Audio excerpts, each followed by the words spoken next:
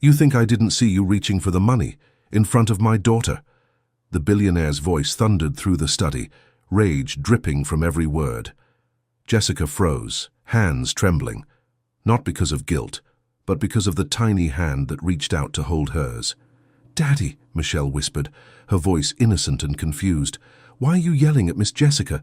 She was putting the money back." And just like that, everything he thought he knew shattered. But to understand what really happened in that room, we have to go back to the beginning. Snowflake Island wasn't on most maps. Nestled in the icy lakes of Michigan, it was a private paradise owned by one of the richest and most reclusive men in the Midwest, Eric Walker. From the outside, his life looked perfect. A sprawling estate, a fleet of vintage cars, and more money stacked in safes than some banks ever saw. But behind the gold-plated doors of his mansion, Eric was a man who trusted no one, not even the people he paid. Eric sat in his favorite leather chair, the one by the window that faced the frozen lake. His suit was flawless, his tie clipped perfectly, and yet his heart felt empty. His daughter, Michelle, was the only thing that softened him. She was 6, curious, bright, full of questions. But Eric knew the world wasn't kind, not even to little girls with dimpled smiles.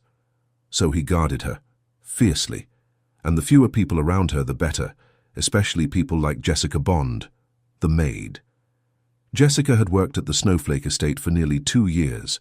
She moved silently through rooms that weren't hers, cleaning up after people who barely looked at her. She didn't mind, not anymore. She had a job, a roof over her head, a second chance. And that's more than most people with a criminal record got, even if the charge was bogus, even if she hadn't stolen anything, even if the real thief was her ex. The world didn't care, the papers didn't care, and Eric Walker sure as hell didn't care, but Michelle did. Every day, Michelle would follow Jessica like a shadow. "Miss Jessica, can I help you sweep? Miss Jessica, do you like unicorns too? Miss Jessica, why don't you ever smile?" Jessica tried not to get too close. Rich families could turn on you in a second. But that little girl, she made it hard. One morning, Eric sat at the breakfast table flipping through security reports. He glanced up and saw Jessica helping Michelle braid her hair. He narrowed his eyes. "People show you who they are when they think you're not watching," his father used to say. So Eric decided to watch. Without warning, he came up with a test, a cruel one.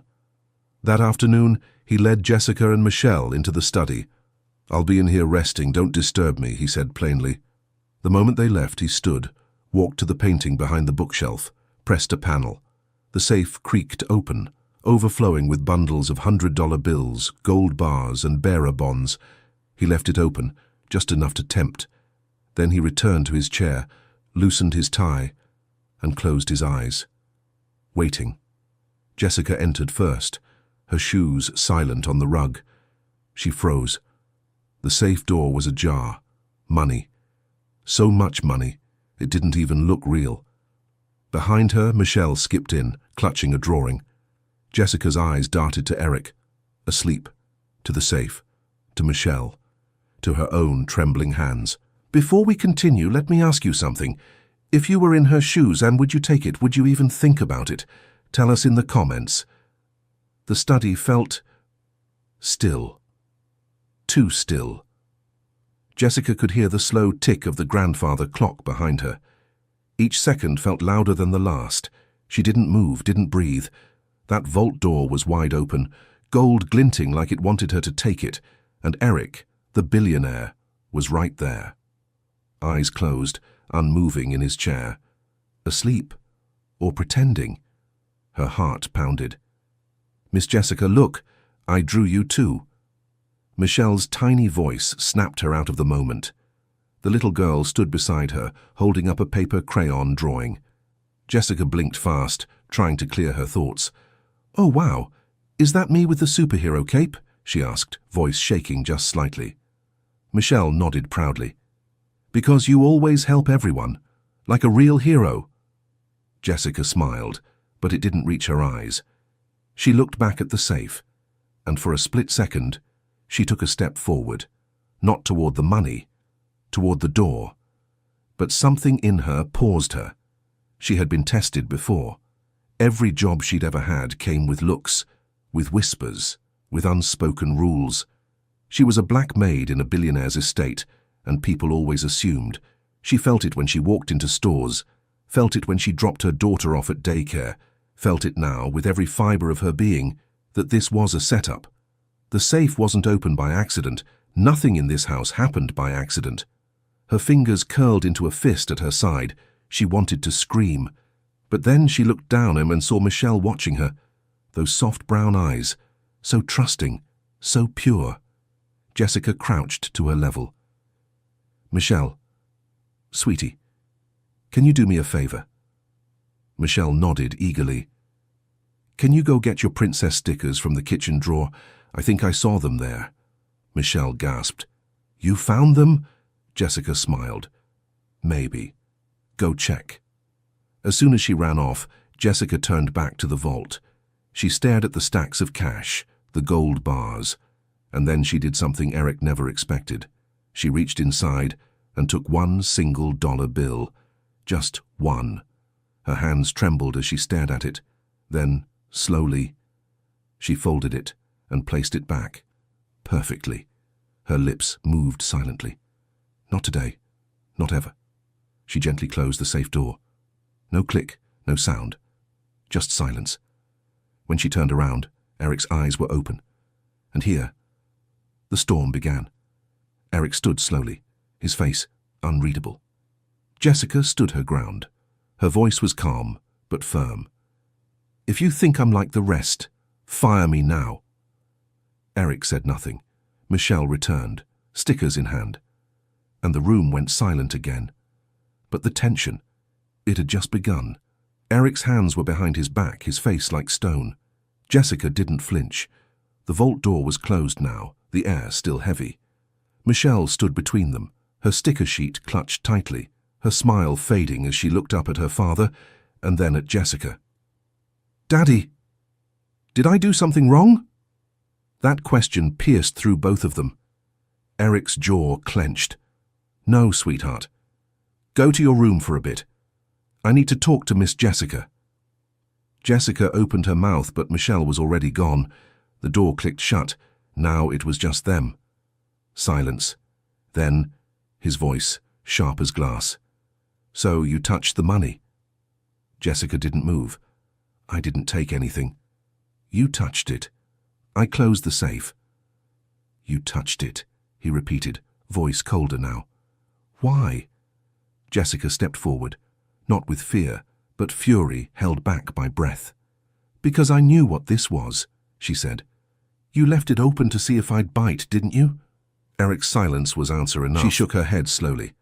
"Is that what you think of me after 2 years, that I'm just waiting for a moment to grab what's not mine?" He turned his back to her, walked to the window.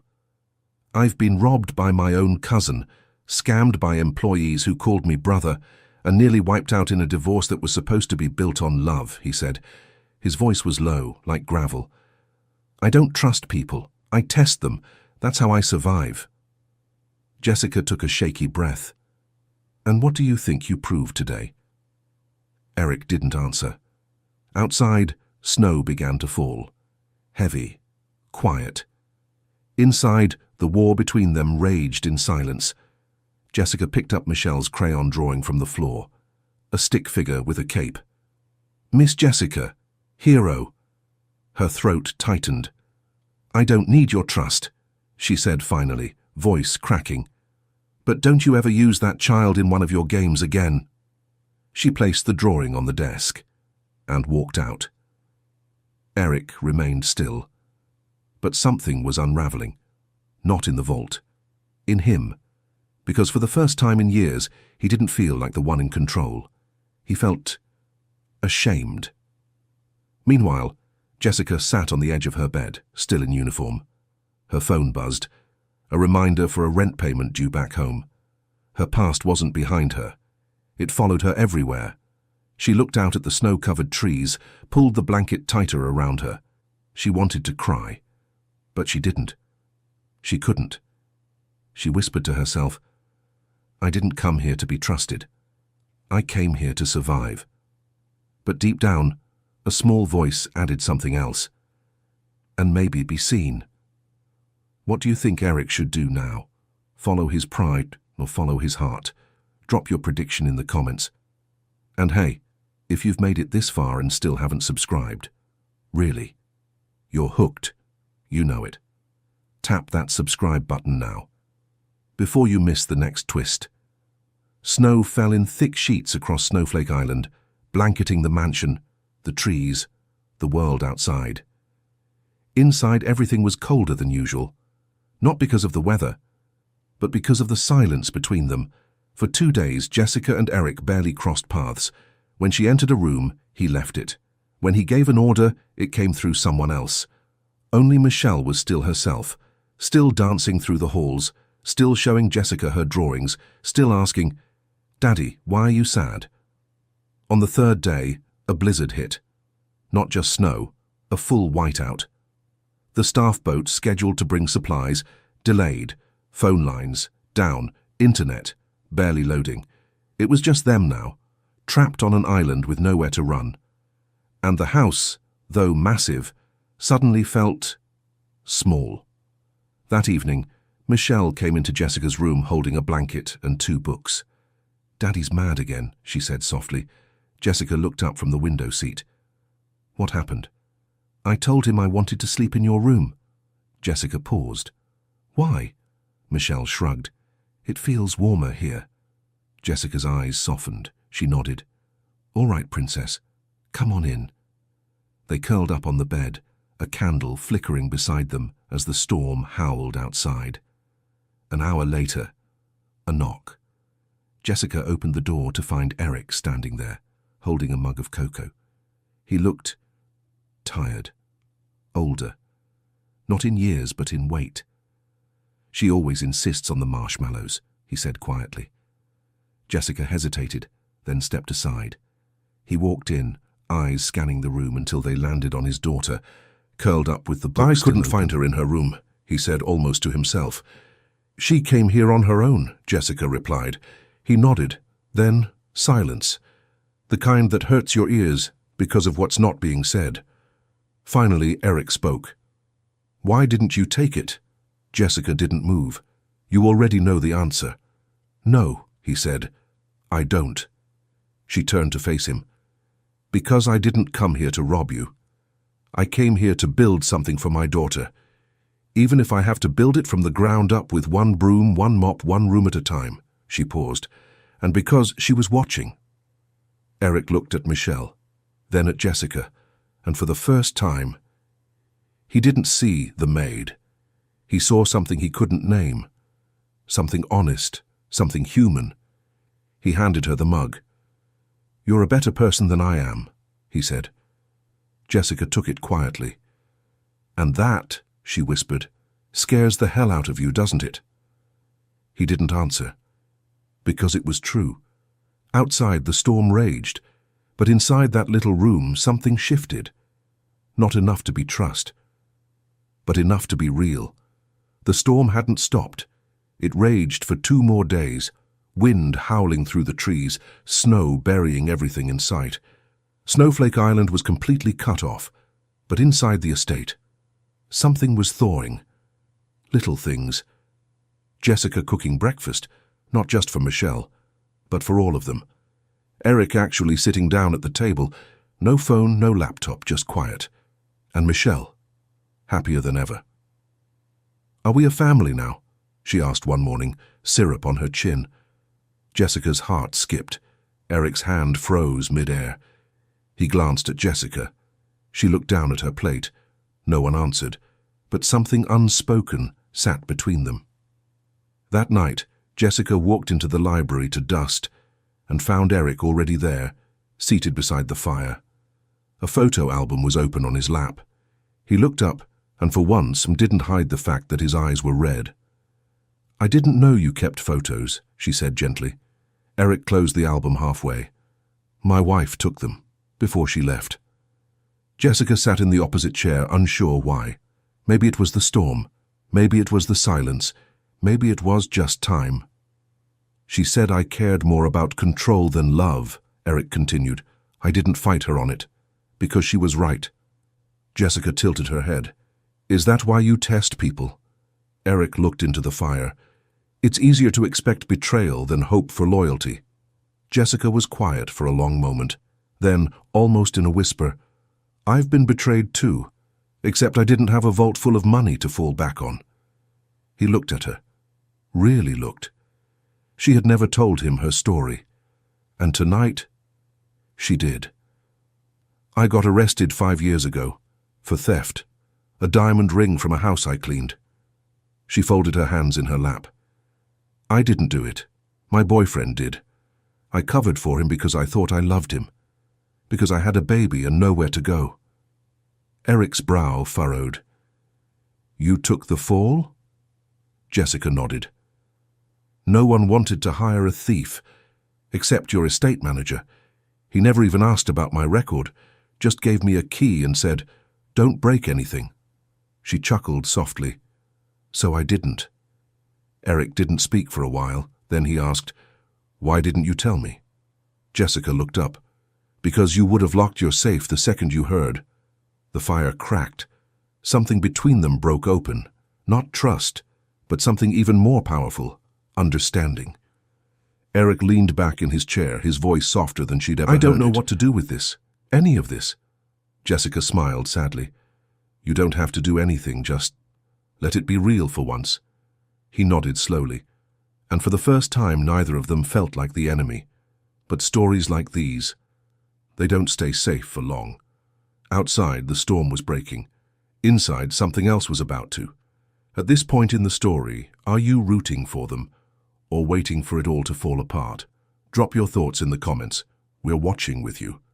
The blizzard had passed, but in its wake came a strange kind of peace.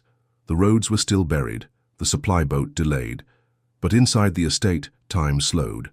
No alarms, no staff, no rushing, just 3 people, orbiting each other more gently now. In the kitchen, Michelle balanced on a stool, covered in flour. Miss Jessica, she giggled, you have sugar on your nose. Jessica laughed. You started it.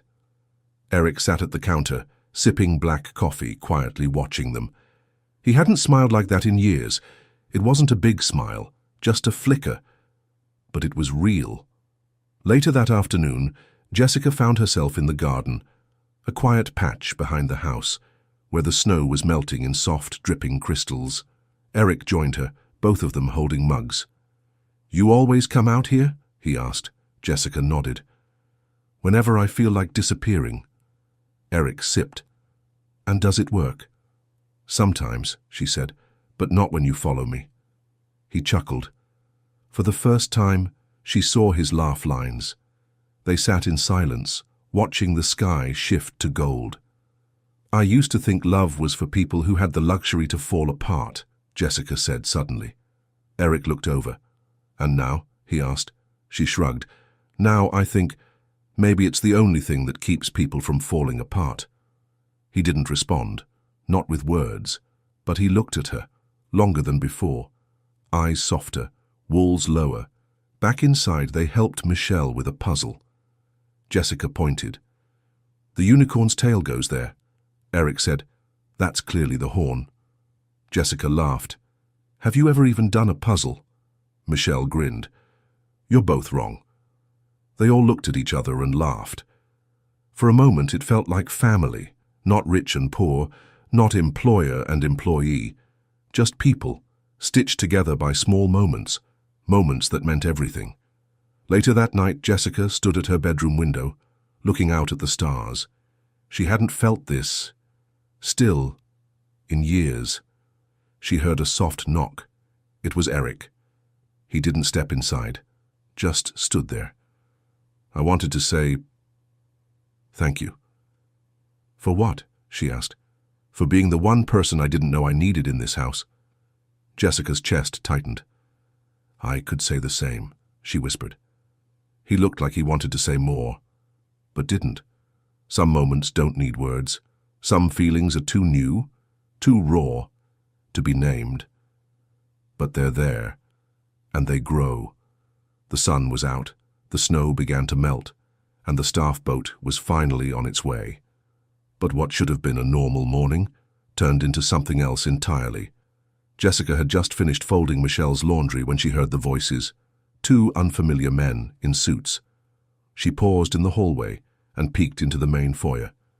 Eric stood there, arms crossed, cold, detached. The men, attorneys, were holding documents. Jessica stayed hidden, but listened. "She's still your employee. If you want her gone, Mr. Walker, the clause allows it. Discretionary dismissal, no severance required." Eric didn't speak. "She does have a record.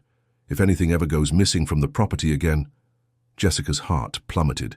They were talking about her, and he just stood there. Later that afternoon, Eric walked into the kitchen. Jessica was cleaning the sink, hands scrubbing furiously. He opened his mouth.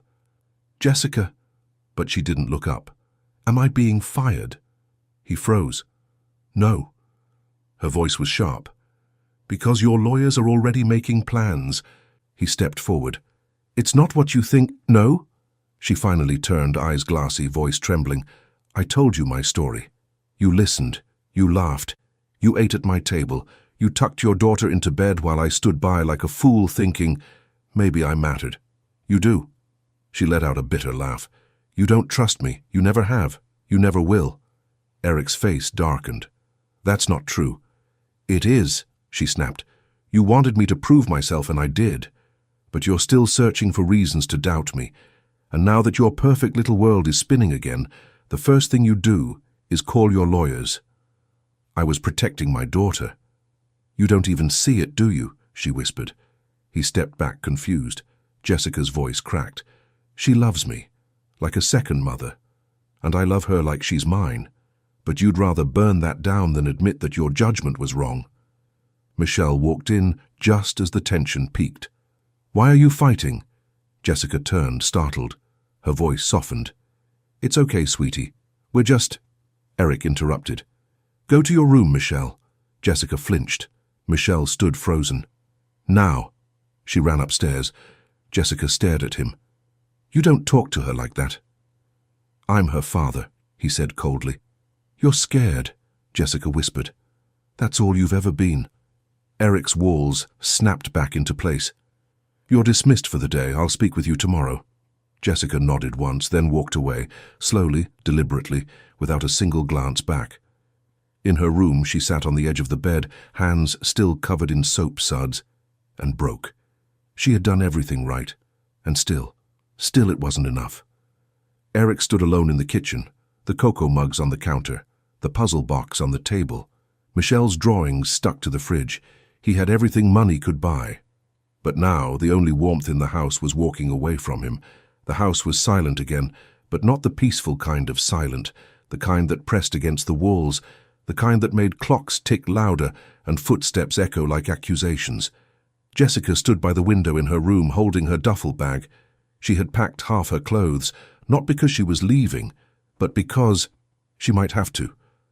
Her fingers brushed the drawing Michelle had made, the one of her with a superhero cape. Her chest tightened. Down the hall, Eric sat in his study, staring at his whiskey glass. But it wasn't the drink that burned. It was the memory of Jessica's voice cracking, of Michelle's face when he yelled, of how quickly everything had fallen apart. He had done what he always did, tested, judged, pushed away. He picked up his phone, scrolled through contacts, paused on Jessica's name, but didn't call, put the phone down, then picked it up again. In her room, Jessica's phone lit up. Eric Walker, missed call. Then again. Eric Walker, incoming call. She stared at it, breathing heavy, then let it ring out. A few minutes later, a soft knock on the door. Jessica didn't move. "Miss Jessica," Michelle's voice whispered. Jessica opened it. Michelle stood there in pajamas, eyes red. "Did I do something wrong?" Jessica knelt, pulling her close. "No, baby, you didn't." Michelle looked up. "Daddy's been sitting in the dark." Jessica hesitated, then nodded. That night, she stood outside Eric's study. Her hand hovered near the doorknob, then lowered. Instead, she slid a note under the door, just one line. You don't need to fix me, but maybe it's time you fix you. Eric sat in the silence of his office, reading the note. The fire beside him had gone cold. He looked around the room. Vault, desk, money, everything in its place except him. He stood, walked slowly down the hall, paused at Jessica's door. No knock Just his this voice. time. Soft, cracked. You said something the other day about love being the thing that keeps people from falling apart. He swallowed. I don't know if I believe in love. Silence. Then, the door opened. Jessica stood there, eyes searching. But I believe in you, he said. Jessica didn't cry. She didn't smile. She just stepped aside and let him in. No promises, no forgiveness, just a beginning. Again. The staff boat finally arrived. Sunlight sparkled off the thawing lake as crew members restocked the kitchen, cleared paths, and reconnected the estate to the outside world. Snowflake Island was waking up. But inside the house, something far more important had thawed. Eric sat in the study, Michelle curled up in his lap, drawing stars on a napkin with a pink crayon. Jessica stood nearby, tidying the bookshelves, not because she had to, but because the moment felt sacred and she didn't want to break it. Eric glanced over at her. Hey, do you know where the key to the vault is? He asked casually. Jessica raised an eyebrow. You're asking me? He smiled. I lost it. She chuckled and walked toward the hidden panel behind the painting, pressed it open. There it was in the vault, still untouched, still full. And then, Eric did something unexpected. He leaned back in the chair, closed his eyes, let his head rest, let himself sleep. Jessica turned around and froze. The vault was wide open. Cash, gold, bonds, wide open, just like that day. And Michelle, standing right there, watching. You think I didn't see you reaching for the money? In front of my daughter? Eric's voice boomed. Jessica's hands stopped mid-motion, heart pounding. The room spun. She couldn't move. But then, a small hand reached out. Michelle. Eyes wide, voice trembling. Daddy, why are you yelling at Miss Jessica? She was putting the money back, and the room fell silent. Jessica's breath caught in her throat. Eric stood slowly, stunned. She wasn't stealing. She was closing the vault again, just like before. And now, his daughter had seen it too. Eric looked at Michelle, then at Jessica. His voice cracked. I'm sorry. Jessica blinked. I'm sorry I ever doubted you, he continued. You've protected what matters more than any vault ever could. He looked at Michelle again. My daughter. Jessica stepped forward, tears finally slipping free, not because she was hurt, but because she was finally seen. Later that night, the three of them sat at the dinner table. No staff, no silence, just laughter. Michelle told a knock-knock joke that didn't make sense, and they both laughed anyway. Eric reached across the table and took Jessica's hand, not possessively, not apologetically, just honestly, and she didn't pull away. In that house built on secrets and money, three people, broken in different ways, found a kind of love neither of them expected. Not romantic, not yet, but real, healing, and maybe, finally, home. Do you believe true love can survive even after being tested this hard? Let us know in the comments. Share your story. Someone out there needs to hear it. And before you go, before you scroll away and forget this feeling, subscribe. Because stories like this don't just entertain. They remind you that no matter where you come from, you are worthy of love.